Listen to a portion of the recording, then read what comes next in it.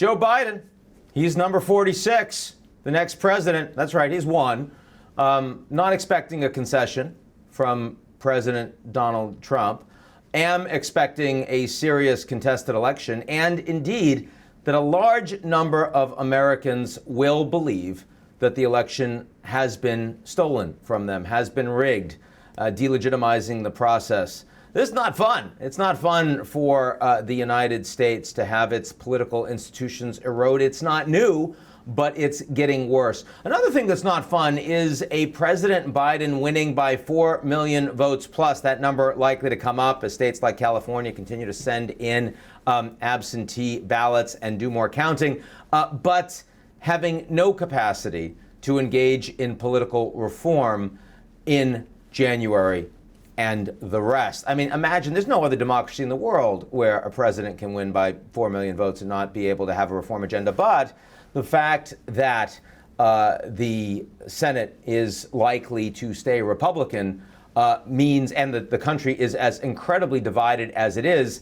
means that you can get executive orders, right? I mean, Trump came in and he redid all of the Obama executive orders, and now Biden will come in and he'll redo all the Trump executive orders. And that is no way to govern, but that is the only way available to govern. So, I mean, again, the erosion of the legislature as well. There are such things internationally, the equivalent of executive orders that can be done on the foreign policy front. The United States has now formally withdrawn from the Paris Climate Accord, the only country that has. Every other country in the world agrees with joining it. It's hard to unify the world on an issue. We have managed that now on the United States, but 77 days after the U.S. pulls out, President Biden will put the United States back in the Intermediate Nuclear Forces Agreement with the Russians. Biden can bring the United States back in. The World Health Organization, the U.S. won't leave. COVAX, the ability to cooperate and coordinate with the WHO, the United Nations, Bill Gates,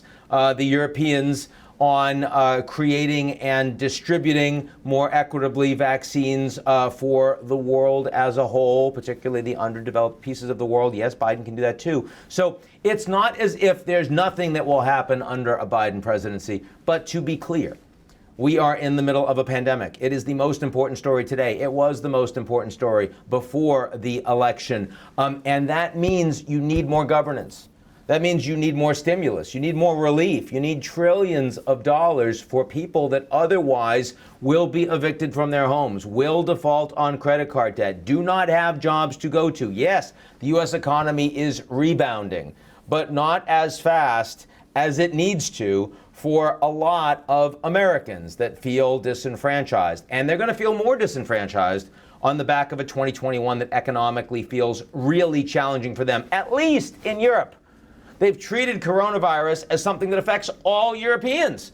And so they've put a lot of money in play that's going from the wealthy states to the poorer states. And it's not only helping a lot of Europeans dig out from this crisis, but it's also reducing Euroscepticism among people like the Greeks and the Italians and the Spaniards that have said, what are these European institutions good for? These Germans, these French, these Dutch, they don't care about us. Well, now they feel like they care a little bit more.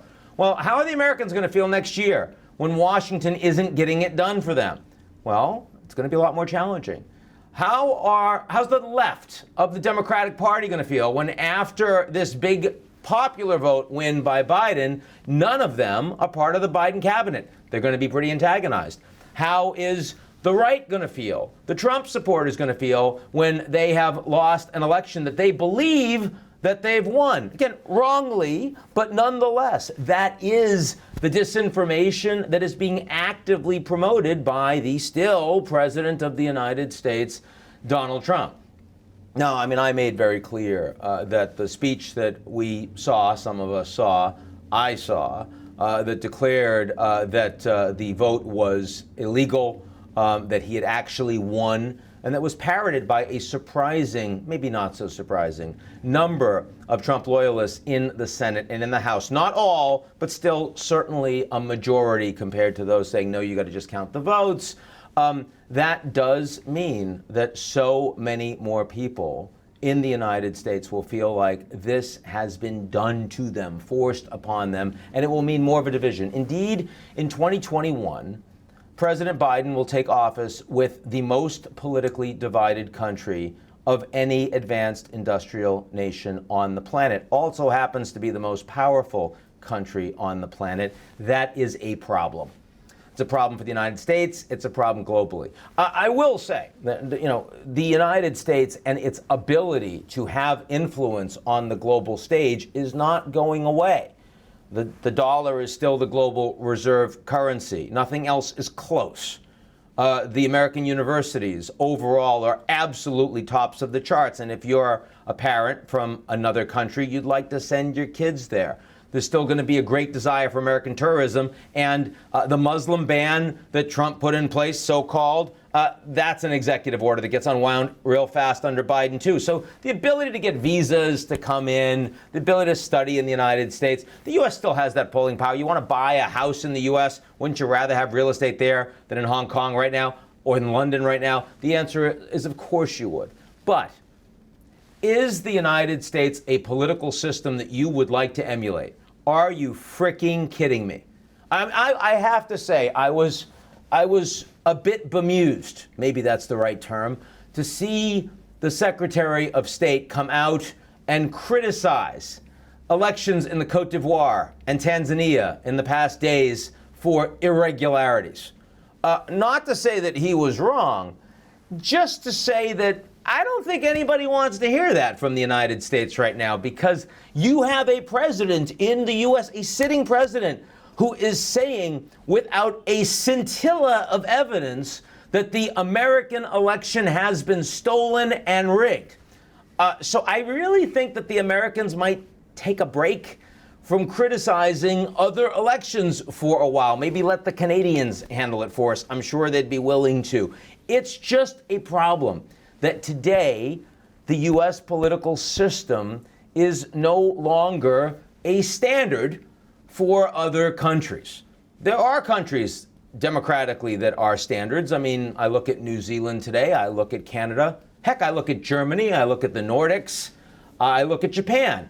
There are a lot of democracies that have their act reasonably well together, and you don't see the anti-establishment sentiment, the view that the institutions are illegitimate, that there's no social contract that works for people. And indeed, in some of those countries, it's getting better, not worse. That they're using the coronavirus as an opportunity to try to improve and address some of these structural issues. We are not doing that in the United States. The institutions are eroding. So the power is there, but the soft power, American exceptionalism, probably time to put that to bed right now. And as an American and as someone who certainly sees myself as patriotic, that hurts. But patriotism in the United States is also about criticizing your country when they're not getting their act together and aspiring to be something greater. And you can't tell others what to do if you're not getting it right yourself. I mean, perhaps more importantly, it's not about telling other countries what to do. It's rather about them seeing themselves that they actually aspire to have a system that looks more like yours. Well, right now, I think a lot of Americans aspire to have a system that functions a little bit better for us. And I hope that that's something we can work on, but I am not super confident about that in the near term. This election is going to be tough. The transition is going to be tough. And Biden's going to come into office with one of the most constrained hands of any president, certainly since Jimmy Carter. We know how that went. See you guys soon. Be safe and avoid people.